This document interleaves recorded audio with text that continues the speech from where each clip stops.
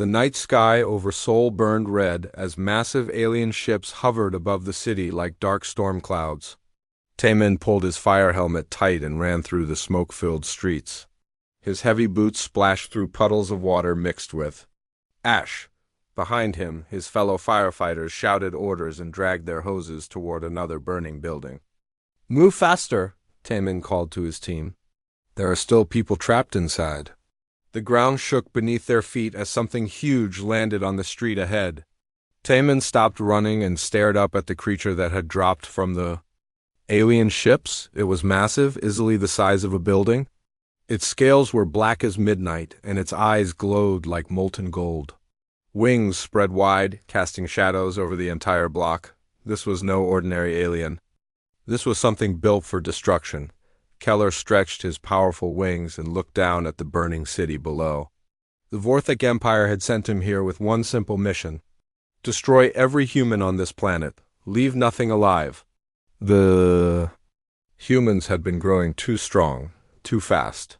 They would become a threat to the Empire if allowed to spread across the galaxy. He had done this before on other worlds. It was always the same. The creatures below would run and scream and die. Then he would return to his ship and report another successful mission, but as Keller prepared to begin his work, something caught his attention. The small beings below were not all running away. Some were running toward the danger. He watched as the one called Taemin led his team directly toward a burning hospital. They could have escaped.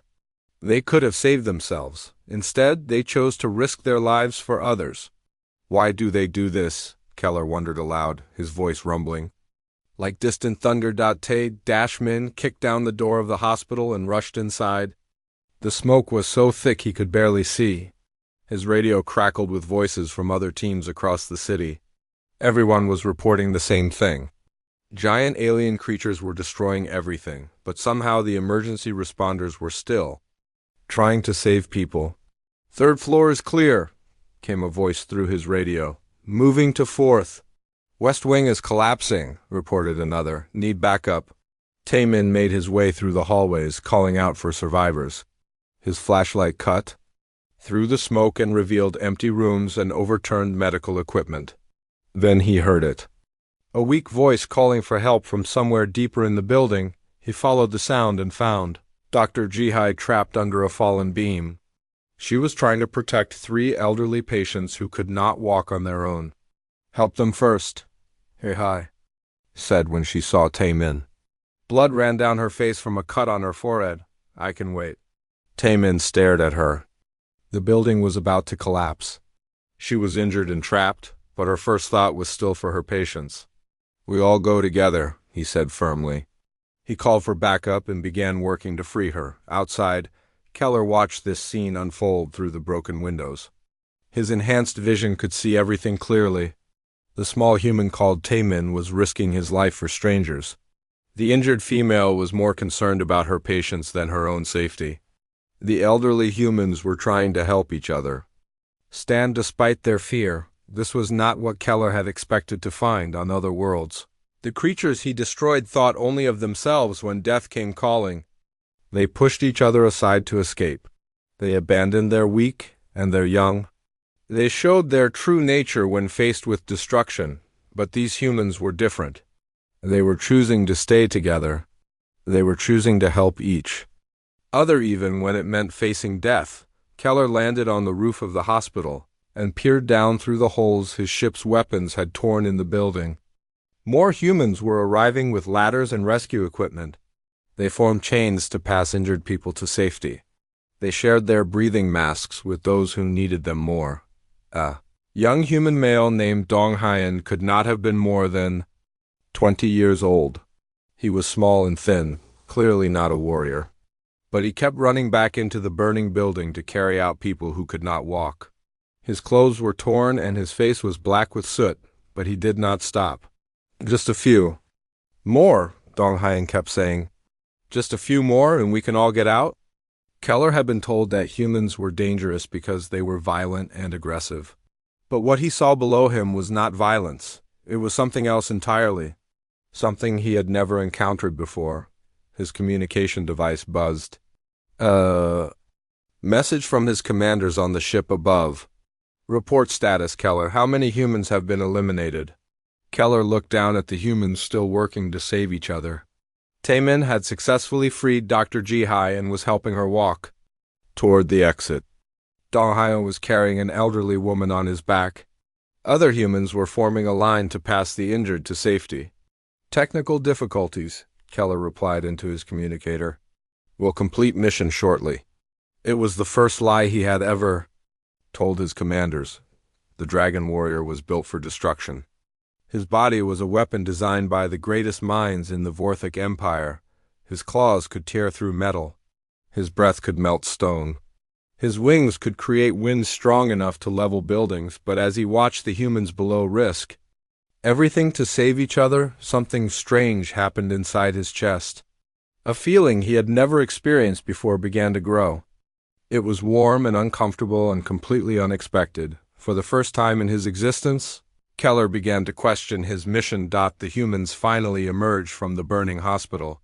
They were coughing and injured, but they were alive. All of them, even the elderly patients who should have been left behind. Even Dr. Jihai, who had been trapped under the beam. Taemin looked up at the massive dragon on the roof above them. Their eyes met across the smoke and fire. The human should have been afraid.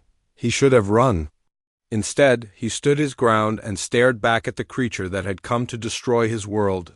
In that moment, both beings realized that everything was about to change. The burning sky above them seemed to pause, as if the universe itself was holding its breath. The night was far from over, and the real test was yet to come. 3 hours had passed since Keller first landed in Seoul. The dragon warrior stood on top of a collapsed medical building, looking down at the destruction his weapons had caused. Smoke rose from the ruins like gray fingers reaching toward the alien ships above. His orders were clear: eliminate all human life. But every time he prepared to continue his attack, he remembered the scene at the hospital. The way the humans had saved each other. The way they had chosen to stay together instead of running away. Keller's massive claws scraped against the concrete as he shifted his weight. His golden eyes scanned the rubble below. The building had been full of humans when he struck it. They should all be dead by now. His mission should be moving forward, but then he heard something that made him freeze. A baby was crying. The sound was soft and weak, almost lost in the noise of settling debris and distant sirens. But Keller's enhanced hearing caught it clearly. Somewhere in the ruins below, a human infant was still alive. The dragon warrior had never heard such a sound before. On other worlds, the young ones died quickly and quietly. But this cry was different. It was not a sound of pain or fear. It was simply the call of a small creature that wanted comfort. Keller spread his wings and dropped down into the ruins. His powerful legs carried him through the twisted metal and broken concrete. He followed the sound deeper into the wreckage, his massive form moving with surprising grace through the narrow spaces. The crying grew louder as he got closer. Then he saw her, a tiny human baby, no more than 6 months old, lay in a small pocket of space created by fallen beams. Her clothes were dirty and torn, but she appeared unhurt. Above her, a woman's body was draped over a piece of furniture. Clearly having died while trying to shield the child from the falling debris, Keller stared down at the scene. The dead woman wore a white coat with a name tag that read Dr. So Young. Her final act had been to protect this small life with her own body. The baby looked up at the massive dragon towering above her. Her eyes were wide and dark, filled with tears but not with fear. She made a soft sound and reached up with tiny hands toward Keller's face. The dragon warrior felt something crack inside his chest. This small creature was not afraid of him. She did not see a destroyer or a weapon of the Vorthic Empire. She saw only another living being, and she wanted comfort. Keller had been designed to feel nothing but duty and rage. His creators had removed all unnecessary emotions from his genetic structure. But as he looked down at baby Haewon, something warm and strange began to grow in his heart. Very carefully, the dragon extended one massive claw toward the child. His talon was longer than her entire body, but he moved with incredible gentleness. The baby grasped his claw with both tiny hands and made a happy sound. "Small one," Keller said softly. His voice was deep and rumbling, but somehow the baby found it comforting. She stopped crying and looked up at him with curious eyes. The dragon warrior had never experienced anything like this moment. For the first time in his existence, another living being was depending on him for protection instead of fearing him for destruction. The feeling was overwhelming and completely unexpected. Keller heard footsteps approaching through the rubble. He turned and saw Temin climbing through the wreckage, followed by 2 other humans. The firefighter stopped when he saw the massive dragon crouched protectively over the baby. "Please," Temin said quietly. "She is just a child." Keller looked from the human to the baby in his claws. Hey, one was still holding onto his talon, making soft babbling sounds. She seemed perfectly content in the presence of the creature that had destroyed her world. "She is not afraid," Keller said, his voice filled with wonder. Temin stepped closer, moving slowly so as not to startle the dragon. "Babies do not understand fear the way we do. They only know if someone is kind to them or not." The dragon warrior considered this. On his homeworld, fear was the first emotion programmed into all living things. Fear of the Empire, fear of punishment, fear of death. But this small human knew none of these things. She responded only to the gentleness in his touch. "Her mother died protecting her," Keller observed, looking at Dr. So-Young's body. "That is what mothers do," Temin replied. "They protect their children, even if it costs them everything." Keller carefully lifted baby Hay-One and held her against his chest.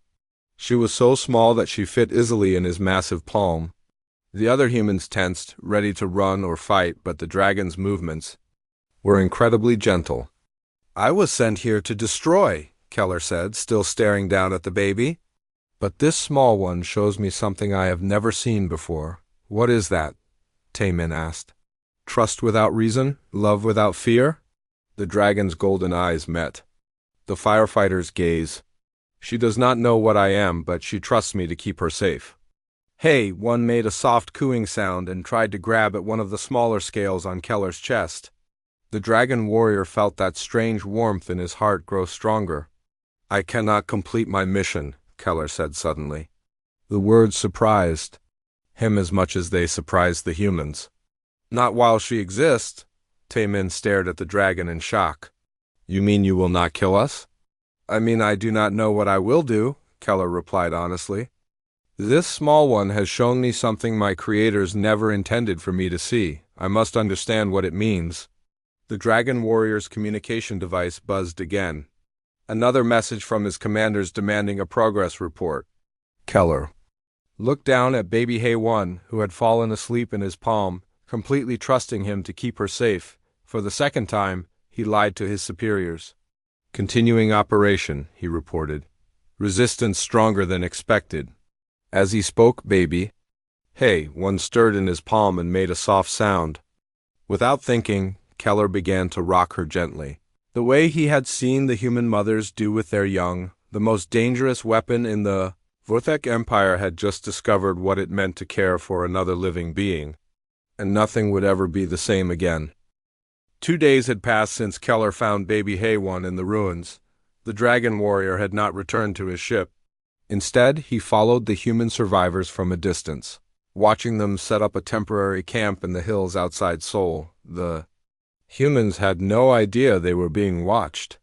They were too busy taking care of each other to notice the massive creature hiding in the shadows of the forest. Keller used his camouflage abilities to blend with the rocks and trees. Observing these strange beings who had somehow changed everything he believed about his mission from his hiding place, Keller watched teacher Minho gather the children in a circle. The man had salvaged some books from the ruins and was teaching them to read, even though their school had been destroyed. The children sat on the bare ground, but they listened eagerly to every word.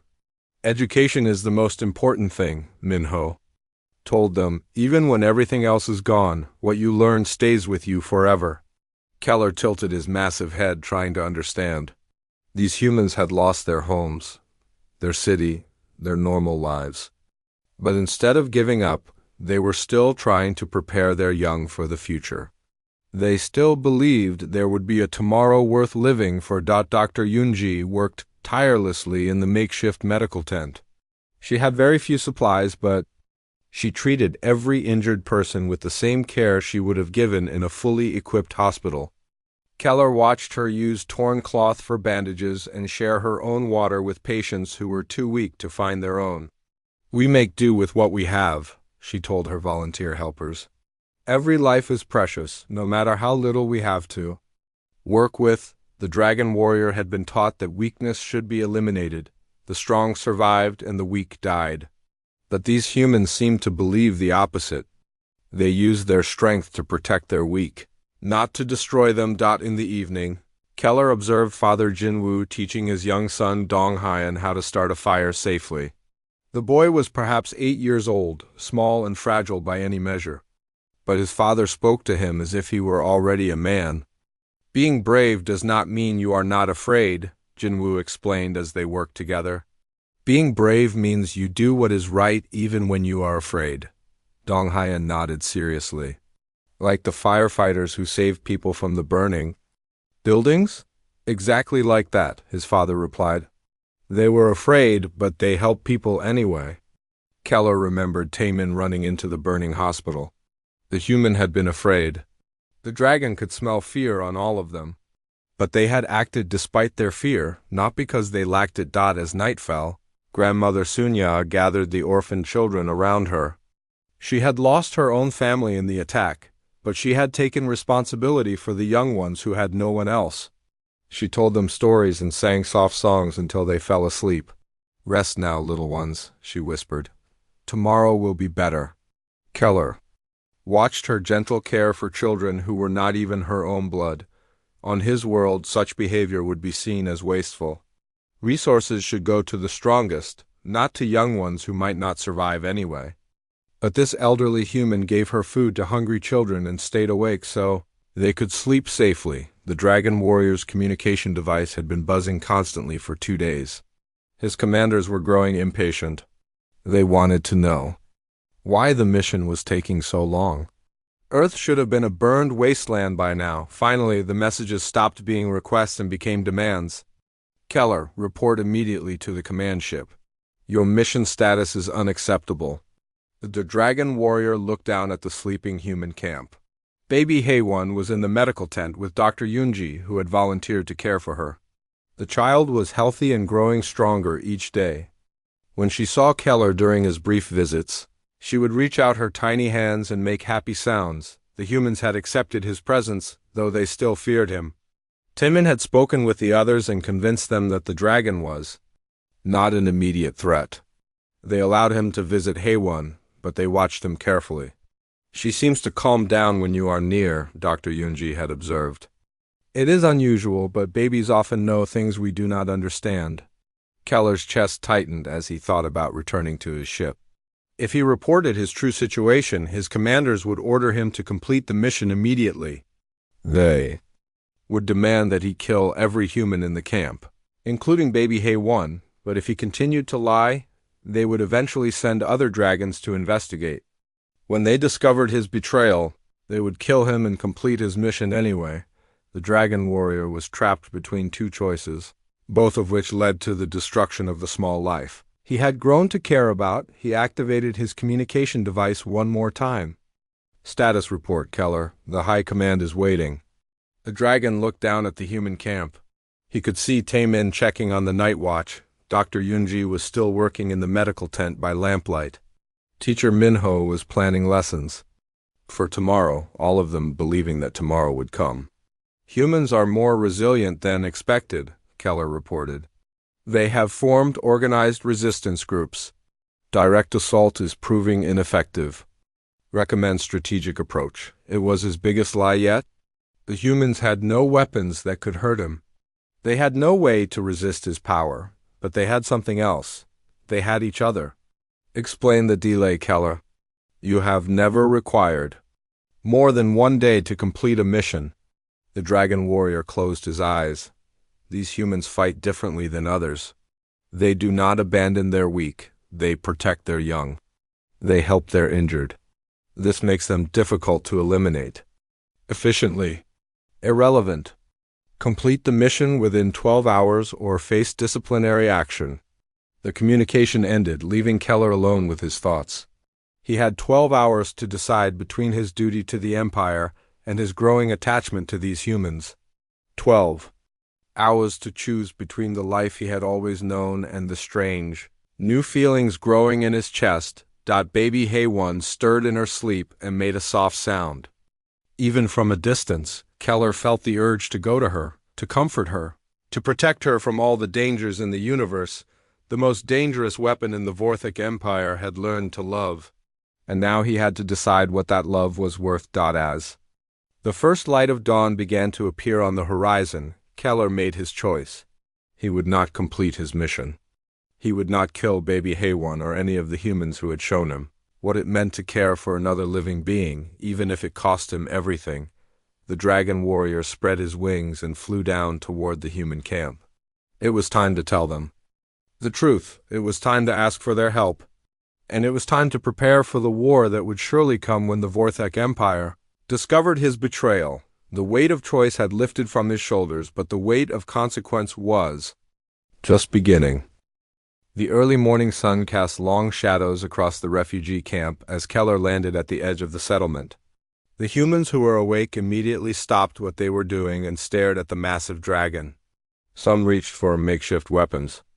Others moved to protect the children. Tay-Min emerged from his tent and walked slowly toward Keller. The firefighter's hand rested on a metal pipe, but he did not raise it as a weapon. Behind him, other survivors gathered, including Dr. Yunji, teacher Minho, and former military officer Hyan Wu. "You came back?" Tay-Min said simply. "I came to speak with you," Keller replied. "All of you. There are things you must know." Hyan Wu stepped forward. His military training was evident in the way he moved and held himself.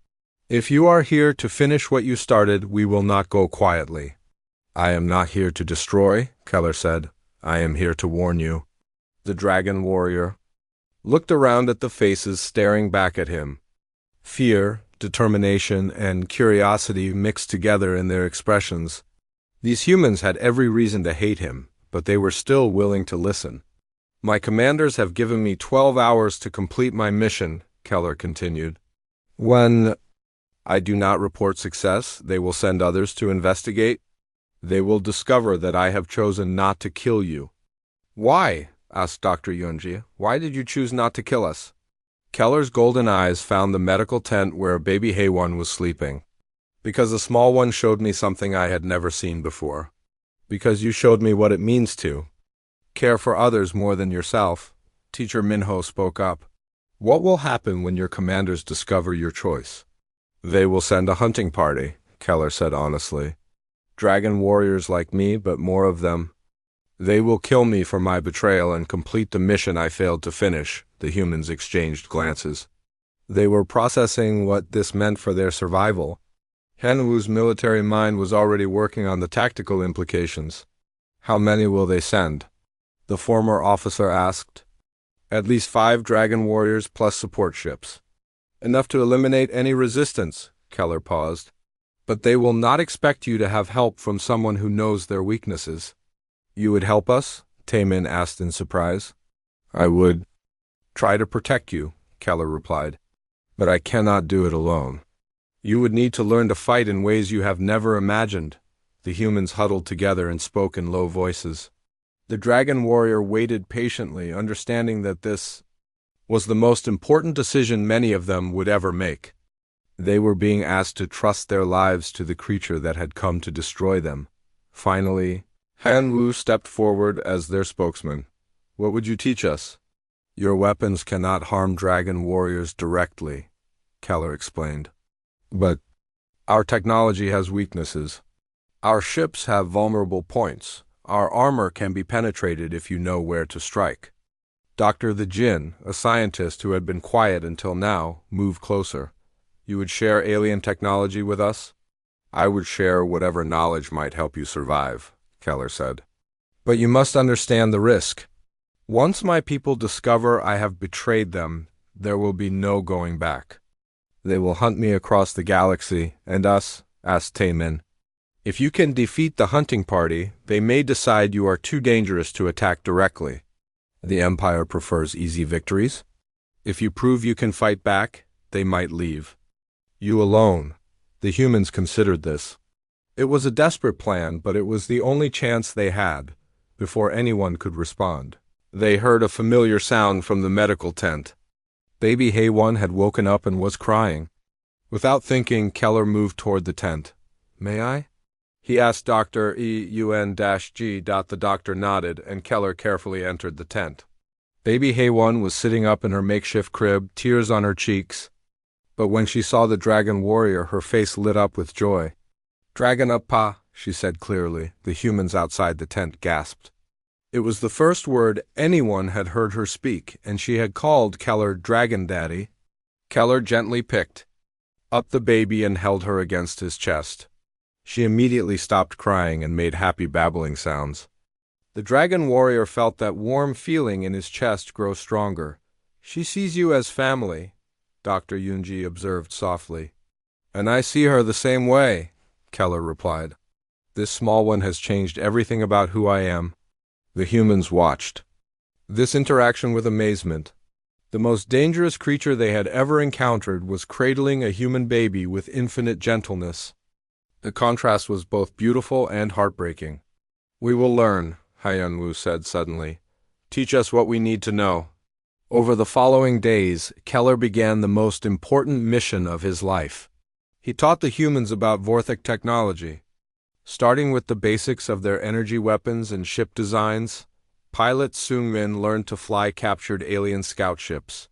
Engineer Kite studied the power systems and began designing weapons that could exploit their weaknesses, the dragon.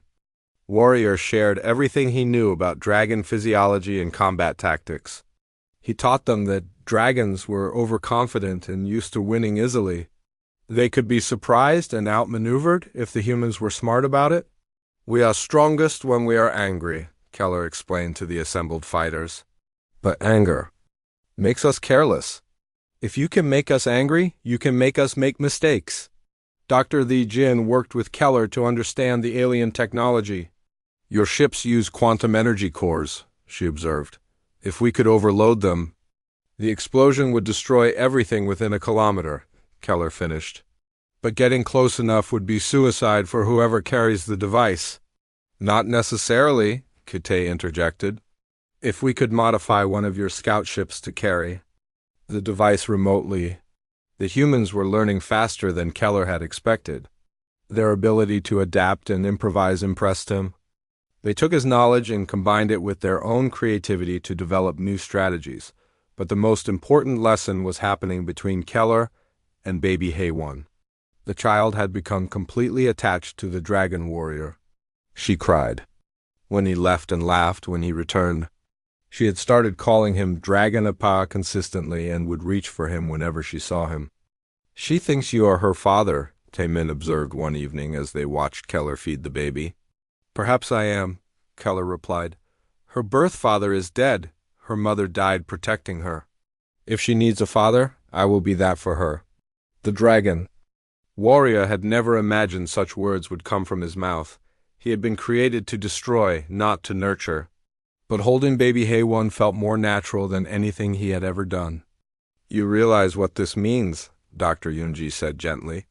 If you are her father, then you are family to all of us. Keller looked up at the humans surrounding him.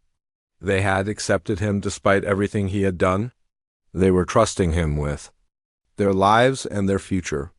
And now they were offering him something he had never had before, a place to belong, a family to protect, a reason to fight that had nothing to do with orders or duty. Then I will protect this family, Keller said firmly, no matter what comes. Baby Hay-1 chose that moment to grab one of his smaller scales and try to put it in her mouth. The humans laughed, and even Keller made a sound that might have been laughter. For the first time in his existence, the dragon warrior was truly happy. And he would do anything to keep that happiness safe. The quantum communication device crackled to life in the hidden, underground bunker the humans had built. Dr. Li Jin adjusted the controls as voices from around The world came through the speakers. The technology Keller had shared with them was allowing survivors from different continents to speak with each other for the first time since the invasion. "This is Dr. Yamamoto in Tokyo," came a voice through the static. "We have 300 survivors and limited supplies." "Berlin Resistance reporting," said another voice with a thick accent. "Engineer Weber here. We have successfully modified 2 alien scout ships using the Dragon's instructions." Keller listened to the reports from his position near the communication array. In the 3 weeks since he had chosen to help the humans, word of the Alliance had spread to survivor groups across the planet. The Dragon Warrior had shared his knowledge freely, hoping to give humanity a fighting chance. "How many total survivors do we have contact with?" asked Ian-Wu. Dr. the Jinn consulted her notes. "Approximately 2,000 across all continents. Small groups, but they are learning fast. And weapons? 15 modified energy weapons, 4 captured scout ships, and the quantum overload device. Is nearly complete," reported Engineer Kite. Keller felt a mix of pride and worry as he listened to the progress report. The humans were becoming formidable opponents much faster than he had expected. But he knew it would not be enough when the Vorthek hunting party arrived.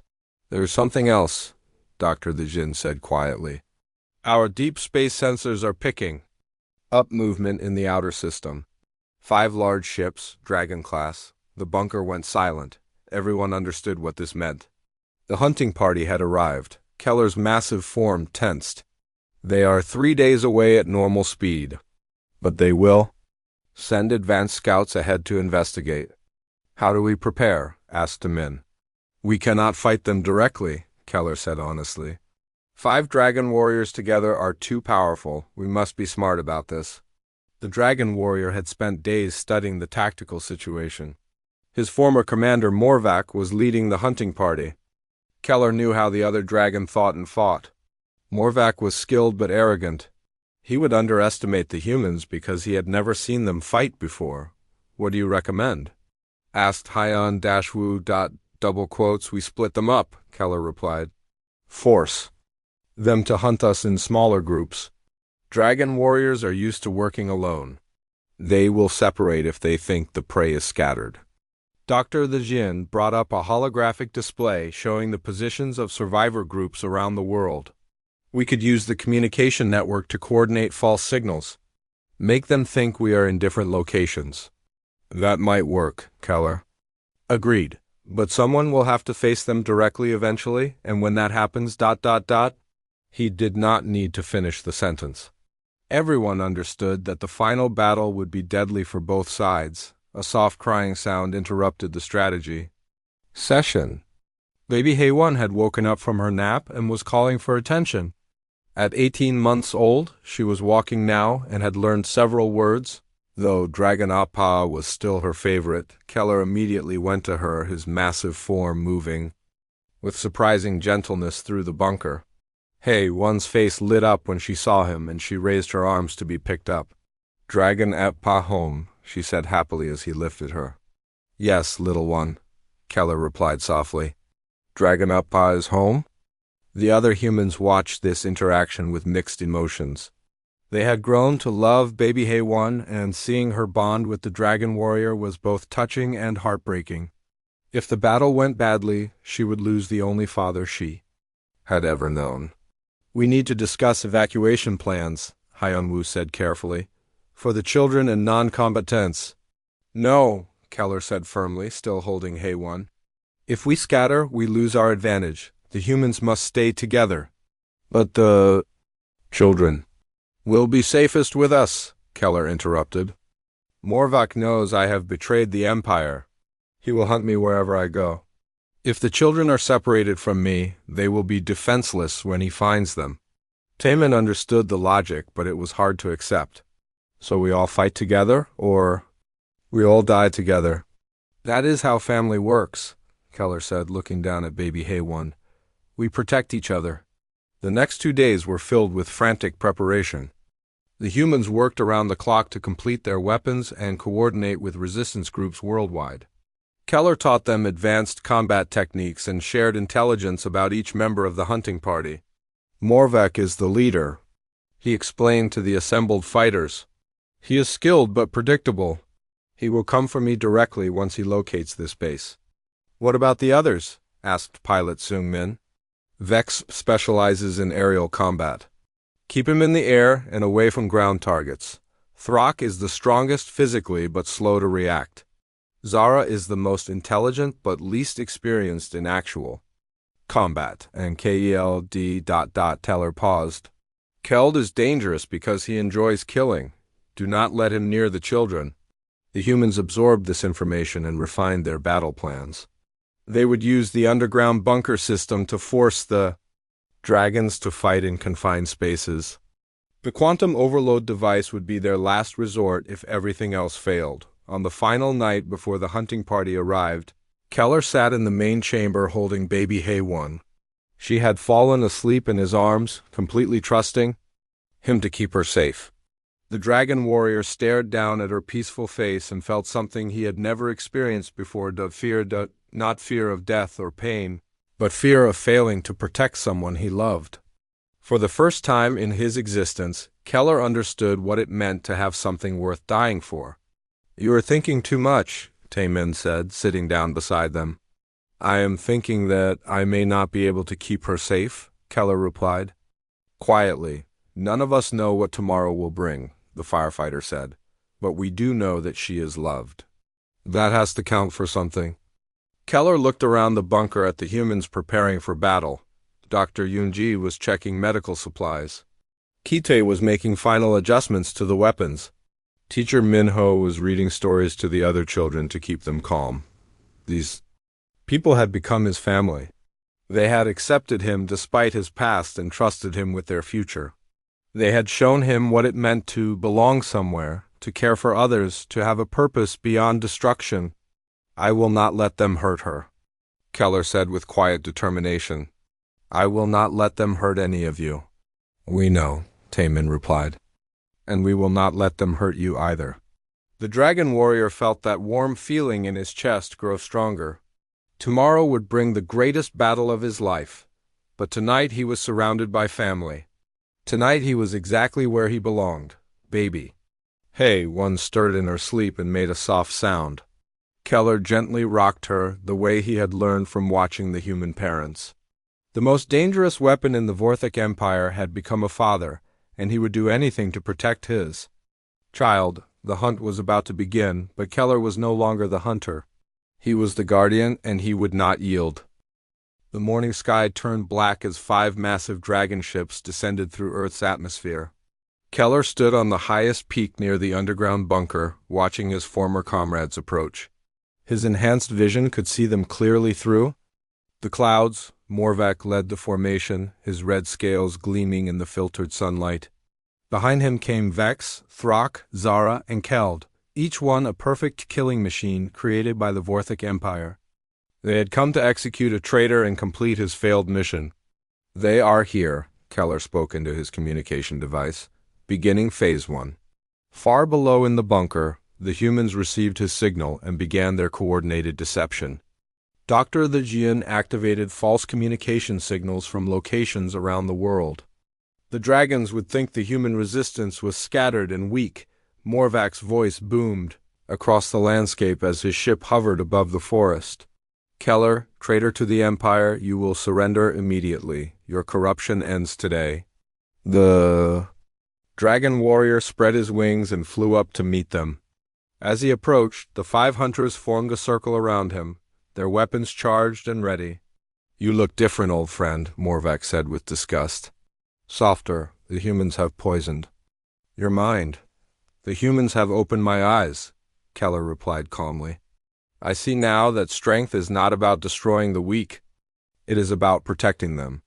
Throck, the largest of the hunters, laughed loudly. You speak like one of them now. Where is your honor? My honor is in keeping a promise to protect those who cannot protect themselves, Keller said. Something you would not understand. Keld, the most vicious of the group, smiled cruelly. We will find every human on this planet and make them suffer for corrupting you. You will find that more difficult than you expect, Keller warned. The battle began without warning. Vex attacked first, diving from above with claws extended. Keller rolled away and struck back, his own claws raking across Vex's shoulder. The aerial combat was fierce and violent, with both dragons using their full strength on the ground. The humans watched through their sensors as their guardian fought desperately against impossible odds. Pilot Sungmin sat in his modified alien fighter, waiting for the signal to launch. Not yet, Hyunwoo commanded. Wait for them to separate. The dragon battle moved across the sky like a deadly dance. Keller was skilled, but 5 against 1 was too many. He took hits from Throk's massive claws and barely avoided Zara's energy blasts. But he was fighting with purpose now, not just duty. You cannot win, Keller, Morvac called out as they fought. Surrender and make your death quick. I do not need to win, Keller replied. I just need to protect them long enough. His strategy was working.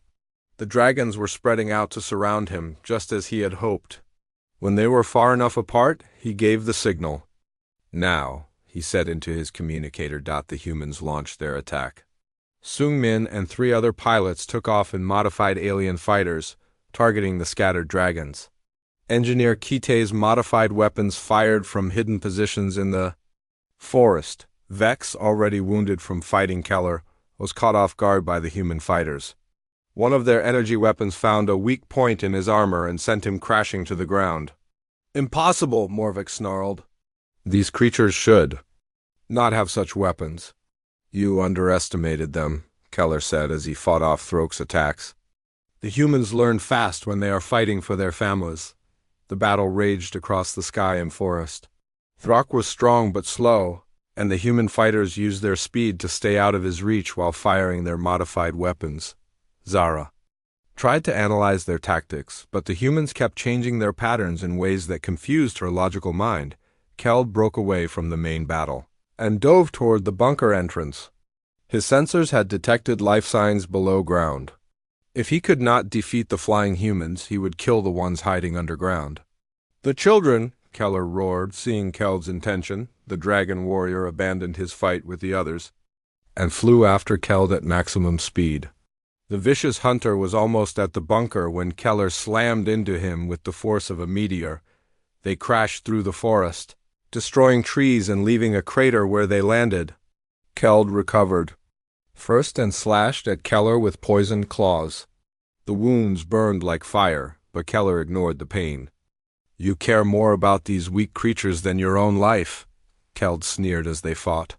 That is what makes me stronger than you, Keller replied, striking back with renewed fury. Underground, Baby Haewon heard the sounds of battle and began to cry. Dr. Yunji held her close, trying to comfort her. Dragon Appa fighting, the little girl said through her tears. Dragon Appa hurt. He is protecting us, Dr. Yunji whispered. Just like he always does. Above ground, the tide of battle was turning. Vex was down and wounded. Throk was being overwhelmed by the coordinated human attacks, but Morvac was still fighting. And he was the most dangerous of them all. The red-scaled dragon commander had figured out the human strategy. Instead of fighting the small fighters, he targeted their base. His powerful energy breath cut through the forest toward the hidden bunker. All units, protect the bunker. Hanwoo ordered over the radio. The human fighters threw themselves between Morvac and the underground facility. 2 of them were destroyed by his return fire, but they bought precious seconds for the others to reposition. Keller finally defeated Keld, leaving the vicious hunter unconscious in the crater, but the effort had cost him dearly. He was wounded and exhausted, and Morvac was still the strongest opponent on the battlefield. You have taught them well, Morvac admitted as he and Keller circled each other high above the forest. But this ends now. The 2 dragon warriors clashed in a battle that shook the ground below. These were the 2 most skilled fighters in the Vorthek fleet, and their combat was like watching forces of nature collide. Morvac was fresher and uninjured, but Keller was fighting for something more powerful than duty. Every time he thought of Baby Haewon calling him Dragon Appa, his strength renewed itself. She is just one small human, Morvac said as they grappled. Why throw away everything for such a meaningless life? Because she is not meaningless, Keller gasped, struggling against his commander's grip. She is everything. The battle was reaching its climax when Dr. Dejin's voice came over the communication system. Keller, the quantum device is ready, but someone needs to get close to their command ship. Both dragons heard the transmission. Morvac's eyes widened as he realized what the humans had built. A quantum overload device, he said with grudging. Respect, clever creatures. They are more than clever, Keller said. They are remarkable. He broke free from Morvac's grip and flew toward the alien command ship. If he could get the device close enough, the explosion would destroy the entire hunting party, but it would also kill him. Keller, no, came Taman's voice over the radio. There has to be another way. There is no other way, Keller replied calmly. This is what fathers do. They protect their children. Baby Hei-Wan's voice came through the communication system, transmitted by Dr. Yunji. Dragon Appa, come back. The little girl said in her clear, innocent voice. Hei-Wan needs Dragon Appa. The words hit Keller like a physical blow. He had never heard anything more beautiful or heartbreaking in his entire existence. I will come back, little one, he promised. Dragon Appa will always come back to you. But as he approached the command ship with the quantum device, Morvac intercepted him. The Red Dragon was not going to let his former comrade complete the mission. They fought desperately as they fell toward the ground. The quantum device fell from Keller's claws and tumbled through the air. Both dragons dove after it, knowing that whoever reached it first would control the outcome of the battle. The last second, Pilot Su-min appeared in his fighter and caught the device. I will take it, he said over the radio. I do not have a child waiting for me. No, Keller said firmly. This is my responsibility. But Su-min was already flying toward the command ship. The brave pilot knew he would not survive the explosion, but he was determined to save his friends. Tell my family I died protecting the future, Su-min said as he approached the target. The explosion lit up the sky like a second sun, the Vorthak. Command ship and 2 others were destroyed instantly. Morvac and Throck were caught in the blast and killed. Only Zara survived, her ship damaged but intact. Keller fell to the ground, wounded and exhausted but alive. The humans rushed to his side. As Zara's ship limped away into space. You won, Temin said as he knelt beside the dragon warrior. We won, Keller corrected him, all of us together. Baby Hei-Wan broke free from Dr. Yunji's arms and ran to Keller. She threw her tiny arms around his massive head and hugged him tightly. Dragon Appa came back, she said happily. Dragon Appa always comes back. Keller felt tears in his golden eyes for the first time in his existence. He was home, he was with his family. And he would never leave them again. The war was over, but, more importantly, love had won. The most dangerous weapon in the Vorthak Empire had become the gentlest father in the universe, and nothing would ever change that again.